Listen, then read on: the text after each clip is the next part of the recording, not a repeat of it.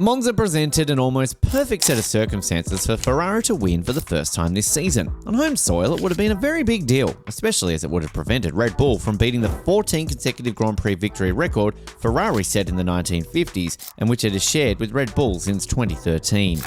It wasn't to be, as Max Verstappen maintained Red Bull's unbeaten 2023 record and scored his 10th straight victory. But it wasn't without a fight from Ferrari. Ferrari ultimately had to settle for third and fourth place, but at least they did so in a competitive manner. To term a loss to Red Bull a failure at this point almost sounds harsh, but in Ferrari's case, it was at least a valiant failure. FPPA claimed it was more enjoyable since he had to work for his record-breaking 10th consecutive victory. Sergio Perez also stated that the Ferrari drivers gave him a very difficult time, but he ultimately overcame them to secure a Red Bull 1-2.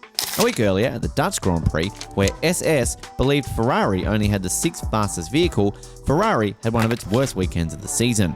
Now, Ferrari was a true pole position contender and virtually a victory contender, which was a significant reversal.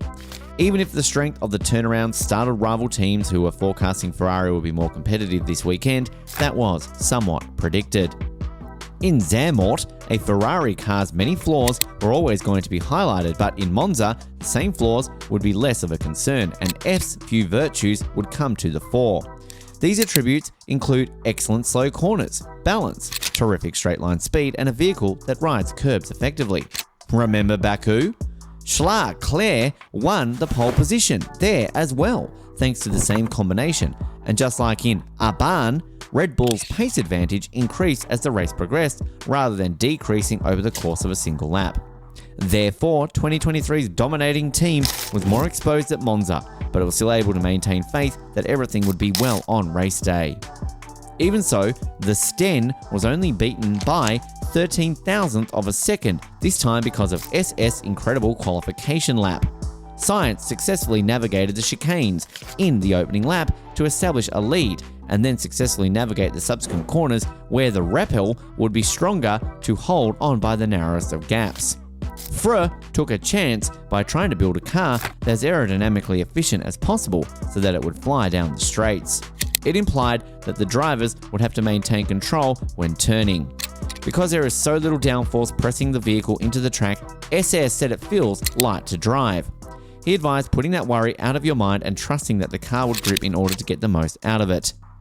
The extremely thin rear wing, which provided Ferrari a 7 km/h terminal speed advantage over Red Bull, also necessitated more front downforce to be removed in order to maintain the car's balance. Due to the increased risk of damaging the left front tyre through Monza's right-hand corners with heavy loads, it became considerably more difficult to drive.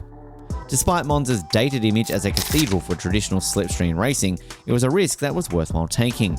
The fact that the DRS has less of an effect since all of the vehicle's wings have already been cut off makes overtaking genuinely challenging. Therefore, track position may be crucial, as Sainz demonstrated on the opening lap of the race. For a longer period of time than most people, and maybe even Venn, had anticipated, the lead Ferrari held off Venn. The fact that Sainz's car was sliding more than Max's made Max aware that he needed to be patient. He only needed to wait for the Ferrari to lose control to the point where Sainz would be exposed as a result. Sten's cool radio message, however, where even he was projecting an air of inavailability that just required him to wait for the race to come to him, were beginning to sound a little more concerned about how fast the Ferrari was down the straights until Sainz finally cracked with a lockup into the first chicane. Ferrari discovered much earlier in the season that its vehicle was at its best on circuits with less downforce. In light of this, and perhaps motivated by the desire to put on a show at home during an otherwise difficult season, it was decided long ago to provide customized revisions for Monza. Leclerc, a senior Ferrari engineer, insisted that the choice wasn't just sentimental, even if he acknowledged the enormous motivational value of Sainz's pole for Ferrari. Beyond that though, it made more sense for Ferrari to devote more of its development resources to a package that performed well at Monza than it did for the majority of the field if the track coincidentally provided it with one of the best opportunities of the season to get a decent result.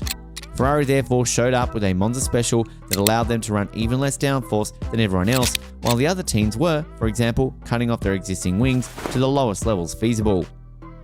In contrast, Red Bull showed up with 2 wing choices that each had more downforce than the Ferrari standard. During the first practice, the squad used both of them, Verstappen and Perez. Verstappen caught up to Perez in the turns, but Perez was 0.65 seconds quicker on the straights. Although the Verstappen was often quicker with a larger wing, the crew chose a smaller one. Red Bull would have known by that point that Ferrari had turned aggressive, and it knew it would need a reasonable level of downforce that would either allow its drivers to pass Ferraris if necessary or, at the very least, not be vulnerable to attack by them on the straights to DRS. This may have contributed to Perez's under 0.2 slower time when his usual gap is slightly more than that. Red Bull was 7 km slower than Ferrari on the straights when using the smaller wing, but if it had used the wider wing, the gap would have been closer to 12 km an hour.